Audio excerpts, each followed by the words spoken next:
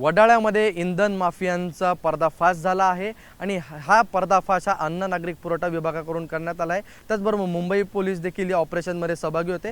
सध्या मी आपल्याला दाखवू शकतो कशा प्रकारे इंधनी चोरी करण्यात होती। एक खड्डा या वडाळ्याच्या जंगलामध्ये खोदला आहे आणि त्यामध्ये दृश्यांमध्ये आपल्याला दिसते कशा प्रकारे इंधन हे लपवण्यात येत होतं।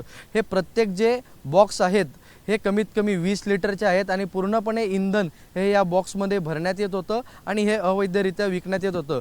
आपण बघू शकता कशा प्रकारे हा खड्डा खोदलाय आणि यामध्ये हे इंधन लपून पूर्णपणे हे जी व्यवस्था ही इकडे करण्यात आली आहे आणि हे अवैधरित्या विकण्यात देखील या लोकांकडून चालू होतं। पोलिसांकडून आणि अन्न नागरिक पुरवठाकडून इकडे छापेमारी करण्यात आली। त्यामध्ये एका आरोपीला देखील पकडण्यात आला आहे आणि हे पाईप दाखवू शकतो मी तुम्हाला, पाईपमधून कसे भरत होते। आपण हे जर बघू शकतो तर या टबमध्ये इंधन आपल्याला दिसून येते आणि हेच इंधन हे या कंटेनर्समध्ये भरण्यात येत होतं आणि अवैधरित्या विकलं जात होतं। त्याचबरोबर पूर्णपणे हे जे आहे जागा इकडे सगळीकडे आपण बघू शकता इंधनाचे बॉक्स हे आपल्याला दिसून येतात आणि हे पूर्णपणे भरलेले आहेत आणि हे पूर्ण आता मी आपल्याला जंगल दाखवतो। हा सगळा जंगलासारखा परिसर आहे, रात्रीची वेळ आहे, इकडे कुठलाही उजेड नाही, त्यामुळे अशा प्रकारे इकडे इंधनाची विक्री ही चालू होती आणि अवैधरित्या इंधन इकडे विकलं जात होतं। आणि आता सध्या ही गाडी आहे ही देखील पोलिसांकडून पकडण्यात आली आहे।